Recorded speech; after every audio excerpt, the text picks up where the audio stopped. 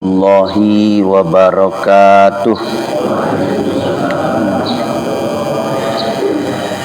Alhamdulillahillazi arsala rasulahu bil huda wa dinil haqq liyuzhirahu 'alad dini kullih wa kafa billahi syahida. Asyhadu an la ilaha illallah wa ashhadu anna Muhammadan abduhu wa rasuluh.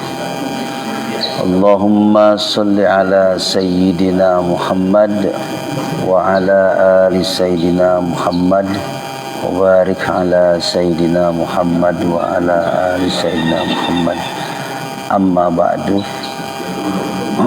Bapak-bapak yang saya muliakan, ibu yang saya hormati, kali ini dalam kitab Riyadhus Shalihin itu ada satu bab, babul infaqi mimma yuhibbu wa minal jayyidi. Bab tentang infak dari apa yang dicintai, dari sesuatu yang baik.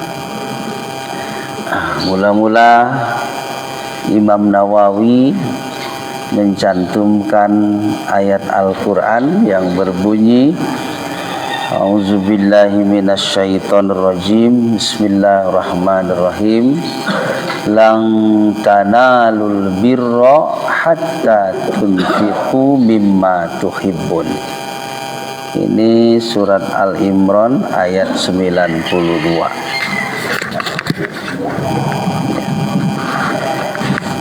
Lan tanalu itu tidak akan pernah memperoleh. Jadi lan itu artinya tidak akan. Yang bermakna tidak itu banyak, seperti la, ma,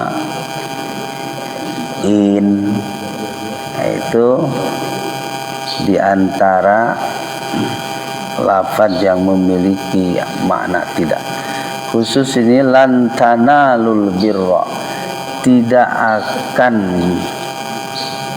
pernah memperoleh kebaikan, sehingga tunfiku, kalian menginfakkan mimma tuhibbun. Jadi tidak akan memperoleh kebaikan yang sempurna sebelum menginfakkan apa yang dicintainya. Ketika ayat ini turun,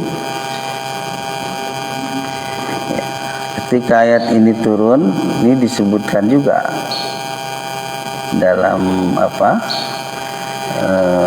hadis selanjutnya. Itu diceritakan dari Anas. Kata Anas, kana Abu Thalhah aksara ansari bil madinati malan min nahrin. Jadi ada seorang sahabat namanya Abu Thalhah. Nama aslinya, ini panggilan sebenarnya Abu Thalhah. Nama aslinya adalah Zaid bin Sahal. Ini orang Ansor atau orang Madinah yang kalau di kita mah mungkin tuan tanah.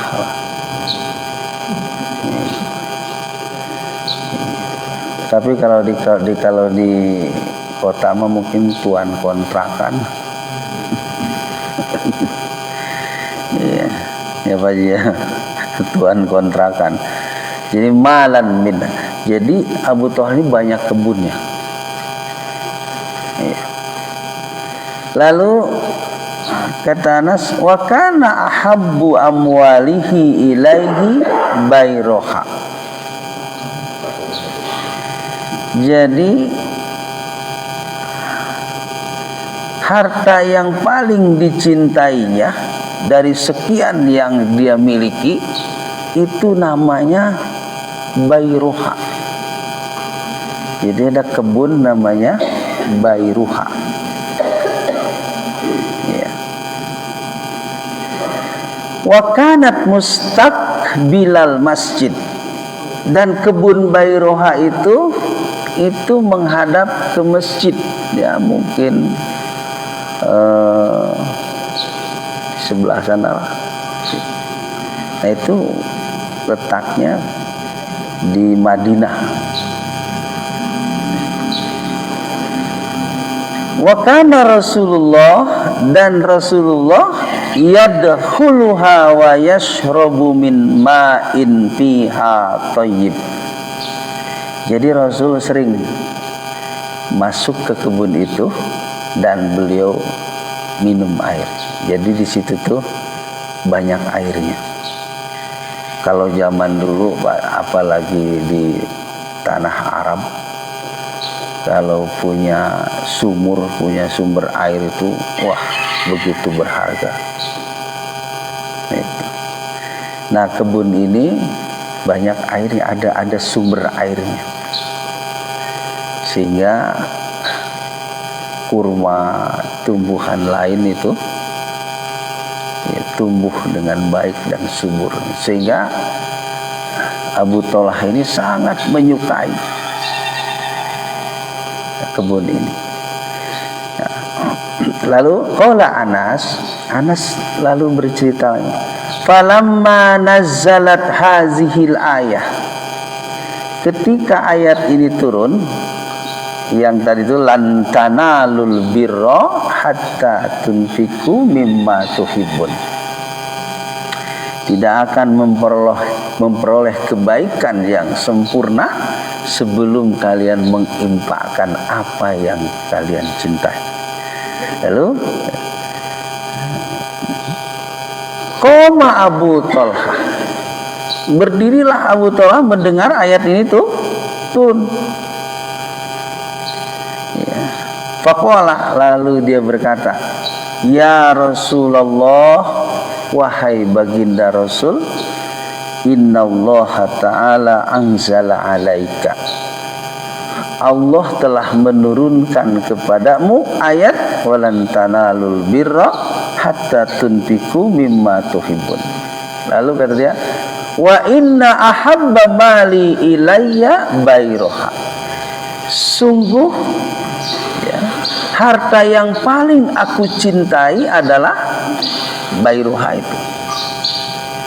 Lalu kata Abu Talhah, wa innaha shadaqatun lillahi ta'ala arju birroha wa zuhroha indallahi ta'ala.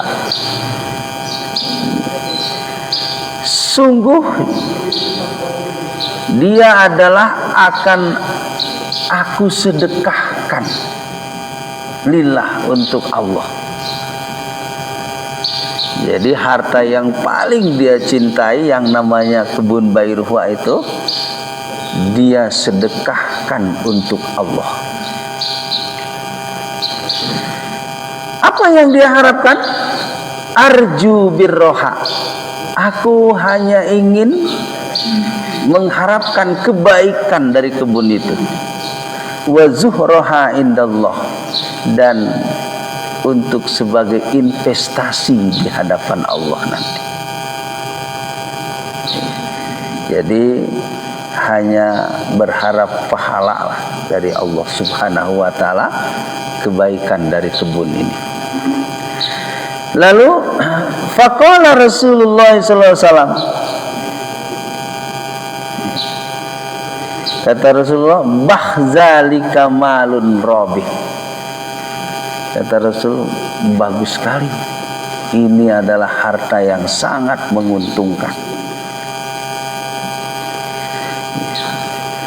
Wa qad sami'tu ma qulta, aku telah mendengar apa yang kamu katakan. Wa inni aro an taj'alaha fil aqrabin. Ya.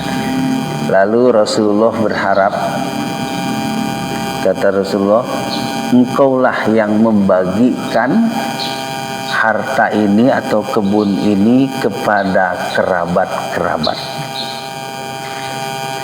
Faqala Abu Thalhah, berkatalah Abu Thalhah, af'alu ya Rasulullah, aku akan lakukan itu. Faqassamaha Abu Thalhah fi aqaribihi ya, wa bani ammihi.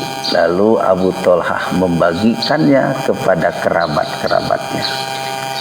Dari sini kita bisa mengambil beberapa pelajaran. Pertama, Allah Subhanahu wa ta'ala ya, bahwa kalau kita ingin mendapatkan kebaikan yang sempurna dari Allah ya, maka apa yang kita cintai itulah yang kita berikan, infakkan.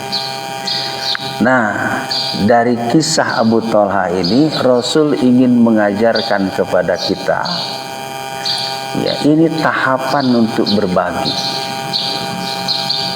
Kepada siapa aja kalau berbagi itu, berinfak itu. Ini disebutkan al-aqrabin, kerabat-kerabat ya, kerabat dekat. Makanya kalau kerabat dekat itu, kalau menurut saya paling tidak ini al-aqrabuna minan nasab, kerabat dekat secara nasab. Siapa aja contohnya yang kerabat dekat secara nasab itu? Atau contohnya adik, kakak, ponakan, termasuk juga orang tua. Itu. Nah,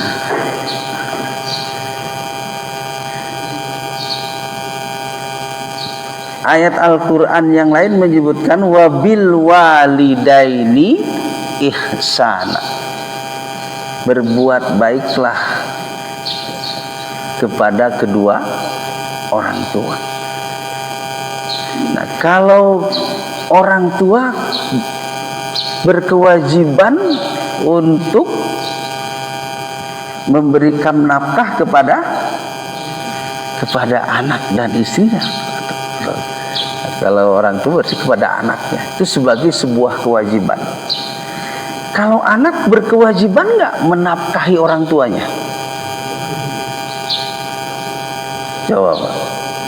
Anak berkewajiban nggak menafkahi orang tuanya?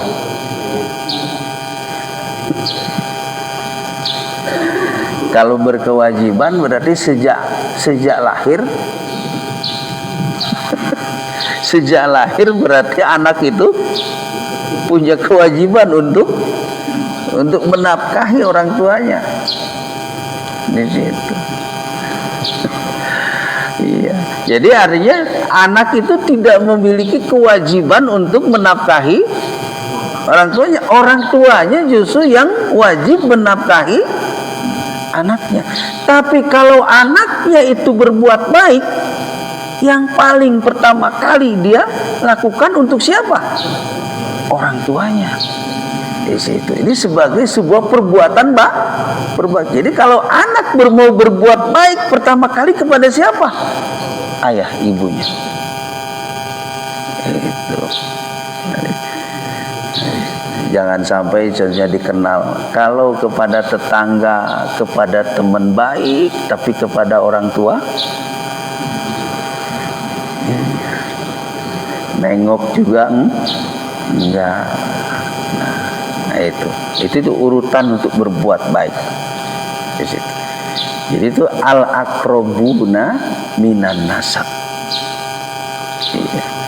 Nah, selanjutnya mungkin kakak adik. Jangan sampai contohnya dikenal oleh orang lain baik, bager, dermawan, tapi di tengah-tengah keluarganya boro-boro. Ada nggak kira-kira yang begitu? Ya, tapi kalau ke orang lain bro, wah luar biasa. Tapi kepada saudaranya sendiri,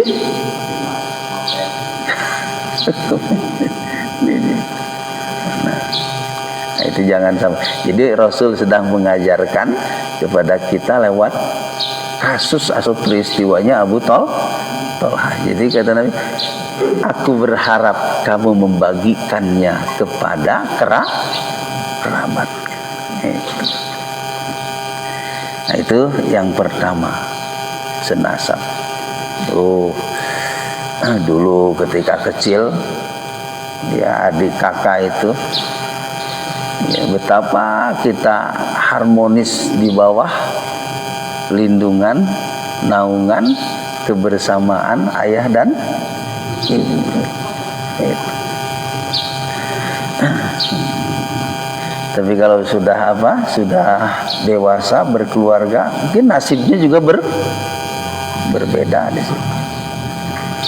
Iya. Tapi sekali lagi ini urutannya.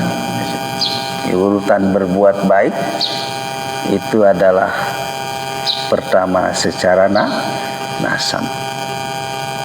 Nah, yang kedua adalah al-aqrabuna minal jiran. Ya, jiran itu tetangga. Jadi kerabat dekat berdasarkan geografis terdekat.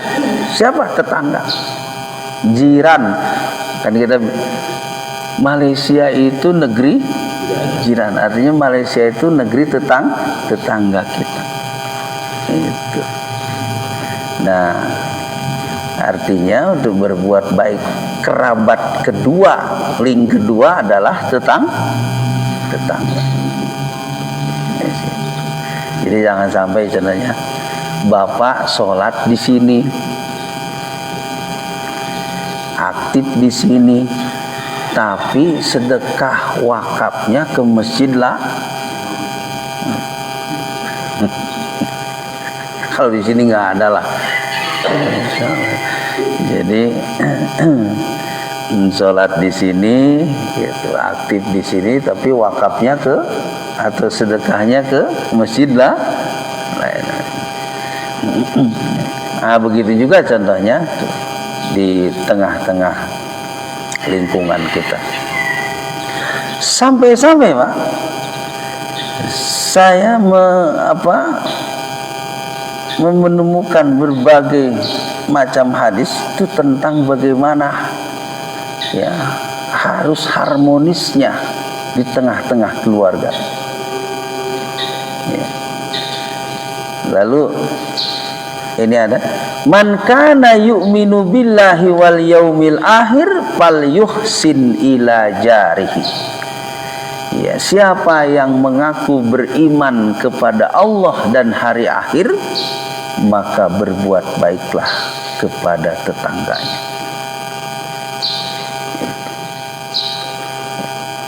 Sampai ada hadis khusus Rasul menceritakan tentang bagaimana berbuat baik kepada tetangga. Bahkan Rasulullah SAW ini pernah berkata kepada Abu Zar. Kata Abu Zar, qala inna khalili sallallahu alaihi wasallam ausani. Sungguh kekasihku, kata Abu Zar, ya, berpesan kepadaku, berwasiat kepadaku, iza tobahta marokotan fa aksir ma'aha sumanzur ahla baiti min jironika. Kira-kira hadis ini, jika kamu hai Aba Zarin itu memasak sayur, fa'aksir ma'aha, banyakkan kuahnya, airnya, lalu kamu bagikan kepada siapa? Tetangga. Jadi sampai seperti ini.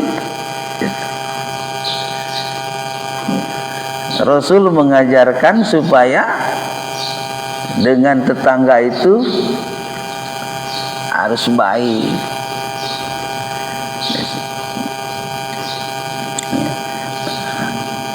Ini adalah hadis dari riwayat Muslim tentang bahkan nanti ada satu riwayat yang menyebutkan bahwa dari Aisyah qalat qultu ya Rasulullah innali jiron innali jaroini innali jaroini, sungguh aku memiliki dua tetangga. Fa ila ayyuhuma uhdi, kepada tetangga yang mana aku menghadiahkan atau memberikan sesuatu. Lalu kata Rasul, qala ila aqrabihima minki baban, jadi kepada yang lebih dekat pintunya. Pintu tetangga itu lebih dekat kepada kita yang mana? Nah, itulah yang didahulukan. Kalau contohnya pintu yang belakang dengan yang depan, pastilah yang depan. Jadi artinya sekali lagi bahwa Rasulullah SAW betapa mengajarkan kepada kita dengan tetangga itu harus rukun, damai. Ya.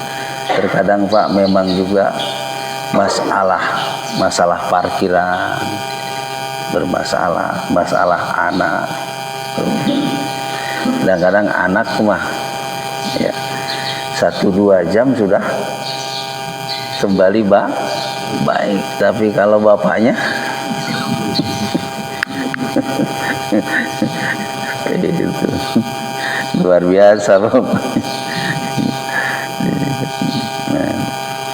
Bahkan nanti Rasul mengingatkan kepada kita ini. Nah, ini riwayatnya Muslim juga.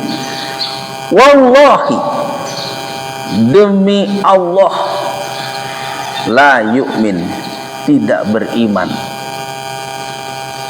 Wallahi la yu'min, demi Allah tidak beriman. Wallah la yu'min, ya, wallahi la yu'min, tidak beriman. Sampai 3 kali Rasul bersumpah. Kila, dikata, man ya Rasulullah, siapa yang engkau sebut tidak beriman itu? Lalu Rasulullah, alladzi la ya'manu jaruhu bawa'iqahu, yaitu tetangga yang tidak merasa aman dengan keburukan tetangganya.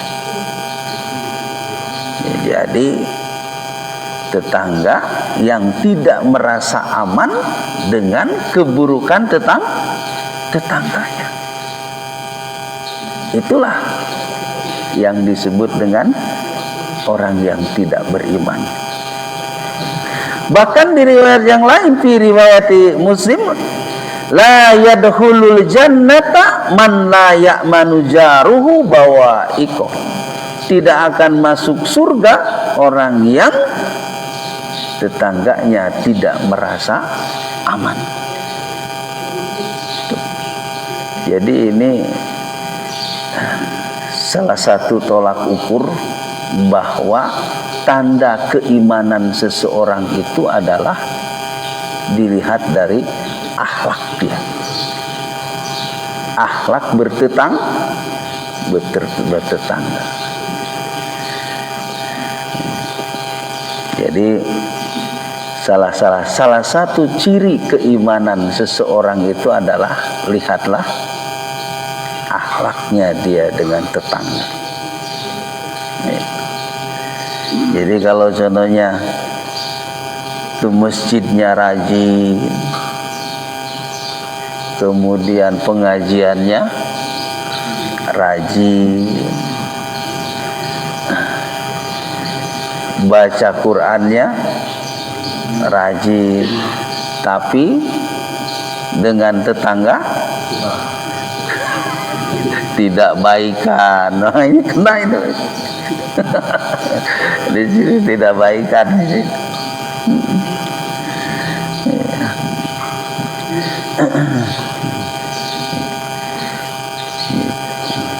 Jadi sekali lagi bahwa salah satu tanda keimanan seseorang adalah bagaimana akhlaknya.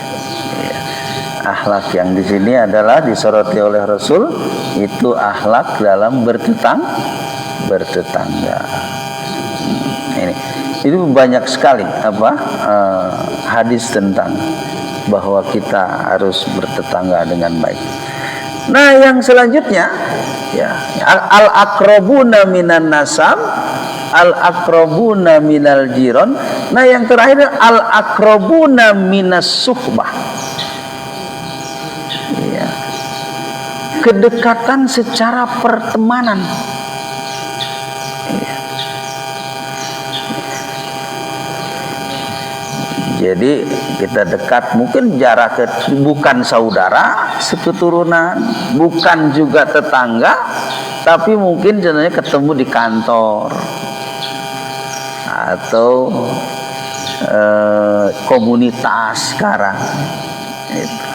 Nah, ini juga jangan sampai contohnya dikenal contohnya oleh oleh tetangganya baik, tapi dengan teman. Kita juga kan kalau teman baik tuh gini, duh kalau kita jalan dengan bapak ini mah enak, kita tidak punya uang juga aman. Di situ kalau sama jalan sama Pak Haji Hakim tuh enak jalan di situ, nggak usah mikir apa-apalah di situ. Walaupun tidak punya persiapan pun nyaman. Aman gitu. Iya. Tapi kalau dengan bapak itu mah tuh wah, kalau kita jalan gebeg-gebegan. Iya. Nah, jadi berarti kalau gitu berinfak sedekah itu urutannya seperti itu: nasab, jiron, suhbah. Ya kalau contohnya gini, dalam keluarga di situ ada yatimnya, di situ ada du'afanya, berarti yang didahulukan adalah itu. Tetangga contohnya, di situ ada yatimnya, di situ ada du'afanya, maka oleh karena itu jangan sampai contohnya mencuatlah di media sosial, ya, ada orang meninggal karena kelaparan, maka dilihat siapa tetangganya. Yang pertama mungkin sorotan siapa saudaranya, siapa saudaranya. Yang kedua siapa tetangga. Yang ketiga teman siapa ini. Kok sampai dia meninggal kelaparan? Apa dia tidak punya saudara? Apa dia tidak punya tetangga? Apa dia tidak punya teman?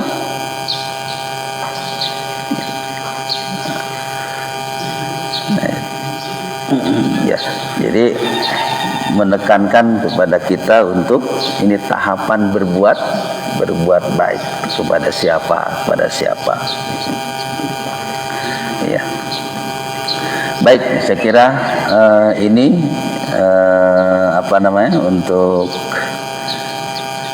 penyampaian dari kitab Riyadhus Shalihin. Kalau ada yang mau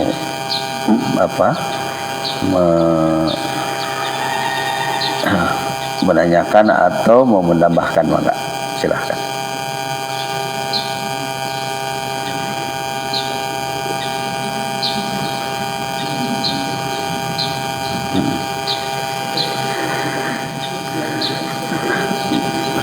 Maka ada yang mau ditanyakan? Kalau sebaliknya gimana? Sebaliknya ada kalimat tadi. Orang itu berinfak dengan barang yang dia tidak sukai. Sebaliknya gimana? Jadi orang berinfak dengan yang dia tidak sukai. Berarti di sini disebut kebalikan dan disebutnya mafhum mukhalafah. Berarti kalau begitu tidak memperoleh kebaikan yang sempurna. Jadi artinya kalau kita ingin keimanan kita maksimal, ya, keridhaan Allah yang begitu tinggi, maka jangan berharap kita mendapatkan keridhaan yang tertinggi, keimanan yang begitu bagus dari Allah kalau kita tidak memberikan yang terbaik, bahkan mungkin kita memberikan yang biasa-biasa saja. Itu. Sehingga kalau begitu keimanannya juga tidak istimewa, kebaikan yang diperoleh dari Allahnya juga tidak istimewa, artinya yang biasa-biasa saja. Contoh terjadi gempa bumi, biasanya orang kumpulin baju-baju buka, iya, ya kan? Kenapa nggak kasih yang terbaik? Memang apa namanya? Bukan dilema memang. Dunia memang, tapi memang masih bisa dipakai ini. betul. Hanya itu tadi masih bisa sempurna loh, jadinya kan? Iya, Mahal tidak apa aja begitu. iya, di situ. Kalau contohnya kita cenderung memberikan yang bagus, yang terbagus, Mantap itu. ya mantap itu.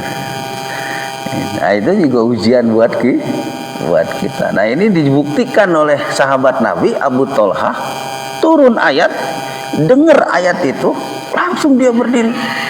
Saya punya kebun yang paling saya cintai, saya berikan. Bahkan ada sahabat itu ya, yang punya istri dua, Iya. dia suruh pilih, kamu pilih yang tercantik, saya ceraikan. Luar biasa, sampai begitu. Ada Itu kasusnya ketika Nabi hijrah. hijrah dari muhajir. Ya, Nabi hijrah. Itu kan Nabi mempersaudarakan. Ya, jadi orang-orang yang hijrah ke Madinah disebut muhajirin. Jadi orang-orang yang hijrah itu disebut muhajirin. Orang-orang yang penolong yang menolong orang-orang yang hijrah itu disebut ansor. Jadi saling tolong menolong. Ya, Allah mempersatukan di situ.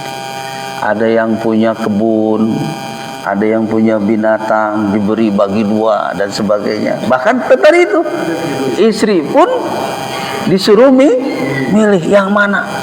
Luar biasa. Itu sampai begitu. Rasul berhasil mempersaudarakan. Ya, nah itu. Makasih Pak Haji Hakim. Ya, ya. Tapi kebanyakan sekarang satu itu punyanya. Baru satu.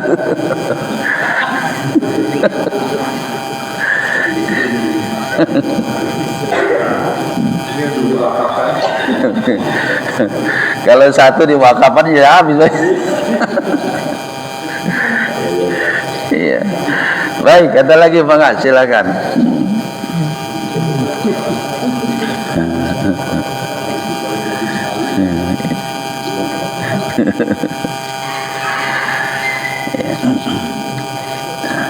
Nah, ini juga ya ayyuhallazina amanu anfiqu min thayyibati ma kasabtum wa mimma akhrajna lakum minal ardh wa la tayammamul khabisa minhu tunfikun.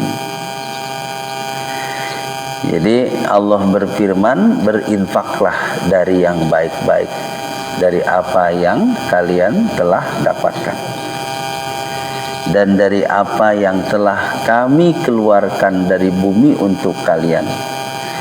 dan janganlah memilih yang buruk untuk diinfakkan. Nah, ini kasusnya seperti kasus Qabil dan Habil. Jadi Qabil dia berkurban dengan yang ya, kalau Qabil baik apa buruk? Iya. Adiknya siapa? Habilnya. Habil itu dia memberikan yang terbaik. Yang terbaik, sayuran terbaik. Ya. Buah-buah terbaik. Di situ. Tapi Qabil ini dia berkurban kambingnya kambing yang paling kurus, yang paling kecil. Nah, sehingga Allah menerima kurbannya, infaknya Habil. Itu. Ya, tadi itu ujian buat kita bahwa memberi itu dengan yang paling istimewa. Itu.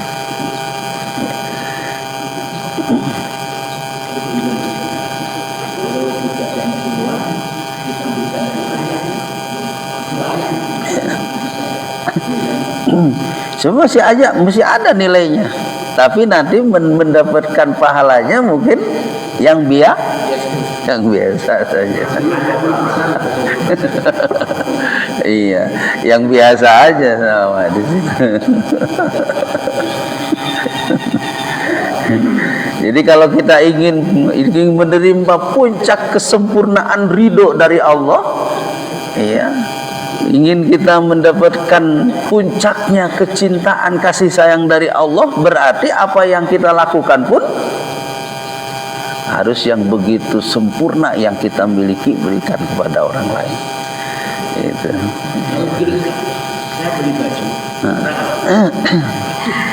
Hanya baru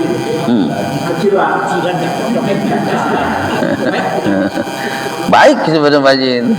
Baik diberikan baik di situ.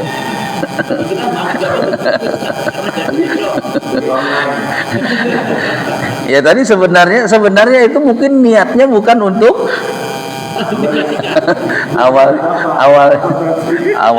awalnya bukan untuk diberikan.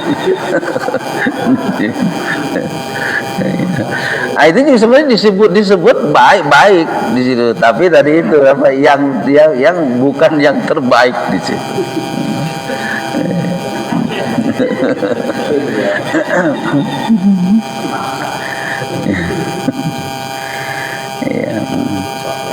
Dan kasus yang lain, Rasul sedang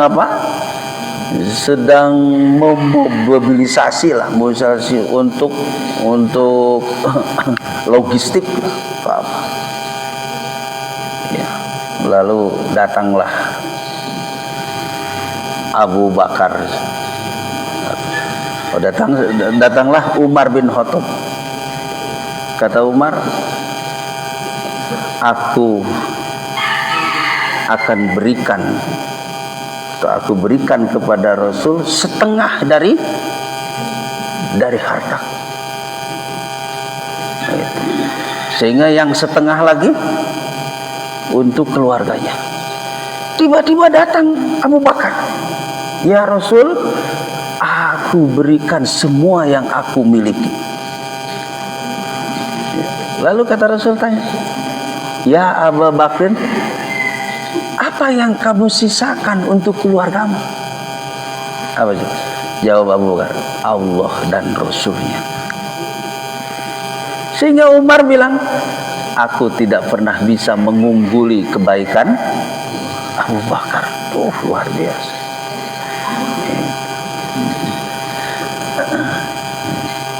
Nah, itulah generasi pertama yang diasuh, yang dibimbing, itu yang dididik oleh baginda Rasul itu begitu hebat, begitu kuat keimanannya, akidahnya, persaudaraan. Iya. Kenapa bisa ada dua pertanyaan berbeda? Kepada Sayyidina Umar pertanyaannya, berapa yang kau bawa? Ke Sayyidina Abu Bakar bertanya, apa yang kamu tinggalkan? Kalau ada dua pertanyaan berbeda gitu. Dan mungkin maksudnya kan sama itu. Sejarah ini kan maksudnya apa? Berapa yang kamu bawa? Yang satu lagi, apa yang kamu tinggalkan? Dan maksudnya itu kan sama pertanyaannya. Pasti. Dua redaksi yang berbeda. Itu pasti berbeda. Jadi artinya kalau Umar bin Khattab dari sisi itu tidak sepul seperti Abu Bakar. Abu Bakar itu lepas kan Allah dan Rasul. Tapi kemungkinan besar ini juga mengajarkan kepada kita dua-duanya itu baik, bahwa kalau Rasul di lain tempat itu jangan berinfak yang menghancurkan. Nah itu, jangan berinfak yang menghancurkan. Gimana caranya melihat bahwa kok berinfak menghancurkan? Yaitu contohnya, ya, kita atau istri contohnya diberi oleh suami sehari 100.000. Iya. Karena istri ini sering mengikuti majelis taklim, wah luar biasa semangatnya, itu disedekahkan 75.000. Kemudian yang 25.000-nya untuk datanglah suaminya, kok nggak ada apa-apa di situ. Lalu ditanya, di kemanain? Papa, yang 75.000 aku infakkan, sedekahkan. Ya. Kira-kira kalau keimanannya sama, ribut nggak? Tidak. Tapi kalau keimanannya tidak sama, itu. Nah tadi itu Umar bin Khattab mengajarkan kepada kita tentang itu. Nah sementara Abu Bakar Siddiq itu kita ambil ibrahnya, betapa kalau keimanannya sempurna, sudah tidak lagi pertimbangan tentang harta. Jadi itu menunjukkan bahwa kalau kekuatan imannya sudah puncak, muntang ka Allah jeung ka Rasulnya itu sudah menjadi bagian hidup. Ali juga begitu sama. Datanglah diceritakan ada musafir yang kelaparan, cuman punya 2 potong roti. Yang sebenarnya 2 potong roti ini yang diperuntukkan untuk Sayyidina Hasan dan Husain. Datang diberikan semua. Ya. Nah, kalau kita kira-kira disebut bunuh diri nggak Pak? Ya, punya beas cuman 1 liter atau 1 kilo, datanglah untuk beras itu untuk hari ini. Ada orang musafir diberikan semua. Nah itu adalah perbedaan kualitas iman. Bagi Ali dan Fatimah yang kepuncakan keimanannya sudah tidak diragukan lagi, maka pertolongan Allah itu sangat dekat di situ. Nah itu kasus-kasus yang seperti itu yang melatar belakangnya adalah keimanan. Jadi sekali lagi bahwa lepas seluruhnya dicontohkan oleh Abu Bakar, tapi kita pun contohnya harus memikirkan ya hal-hal yang lain seperti yang dilakukan oleh Umar bin Khattab. Jadi 2 perilaku itu memiliki pelajaran yang cukup menarik tadi. Ya. Itu mungkin Pak. Baik, yang lainnya ada yang mau nambahkan atau bertanya, silakan. Ya, mangga Pak Ji. Jadi ada orang itu baik, berbuat baik, dan bukannya orang tua ya. Betul ya. Artinya bapak istri itu di rumah 2 kan. luar biasa. Kalau ada orang tua, ini istri berbuat baik kepada orang tua dulu apa kepada istri dulu? Seorang suami. Nah, ini yang dimaksud ini, kalau istri, Pak, istri itu tanggung jawab suami. Iya. Jadi artinya tadi tuh. Jadi kalau kita istilahnya bukan kita berbuat baik kepada istri, bukan seperti itu. Karena istri adalah tanggung jawab suami di situ. Kalau kepada orang tua tanggung jawab bukan semua. Nah, kalau kita mau berbuat baik, pertama kali lihat orang tua dulu, sebelum kepada yang lain. Kalau ada sama-sama, ini orang lain, ini tetangga, ini orang tua, sama-sama dua apanya, sama-sama tidak perlunya, mana yang harus didahulukan? Orang tua. Ya idealnya tetangga kebagi, orang tua kebagi. Tapi kalau contohnya ada dua kasus yang sama, ini orang tua, ini tetangga, maka yang didahulukan. Nah itu Pak Haji. Sekali lagi, kalau kepada istri itu adalah memang tanggung jawab di sini. Baik. Makasih, bagus sekali Pak Haji. Itu adanya apa namanya? Sebenarnya mewakili juga sebenarnya mungkin pertanyaan bagi yang lain. Jadi tadi anunya jangan sampai dibentrokan di sini. Nah nanti contohnya ada gini. Kadang-kadang mungkin istri ada cemburunya Pak. Ketika seorang suami begitu perhatian baik kepada ibunya di situ, itu mungkin istri bisa ada cemburu. Ibu lagi, ada kan gini di situ. Nah itu merespon yang seperti itu harusnya.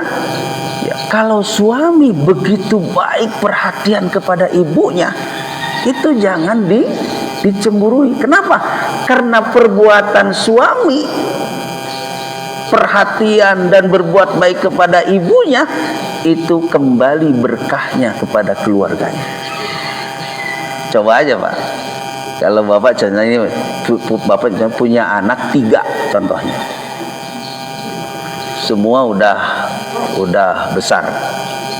Bapak amati yang ketiga itu, dari ketiga itu siapa yang paling perhatian kepada bapak dan ibu? Nah, paling bager lah di situ. Itulah hidupnya yang paling bahagia, yang paling bersahaja. Coba aja. Nah, walaupun contoh yang satu ini, wah dia ekonominya mapan dan sebagainya. Tapi kalau perhatian kepada ibu dan ayahnya itu kurang, coba ya, masalahnya banyak. Itu. Nah itu, coba aja perhatikan begitu. Atau mungkin Bapak juga mungkin punya saudara contohnya, ada berapa gitu, ternyata Bapak paling perhatian kepada ibu, kepada ayahnya luar biasa. Itu bisa dirasakan.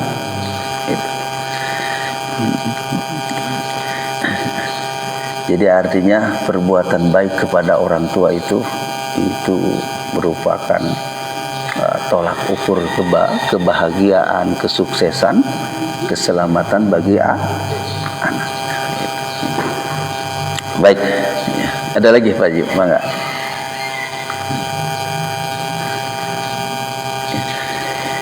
Cukup ya?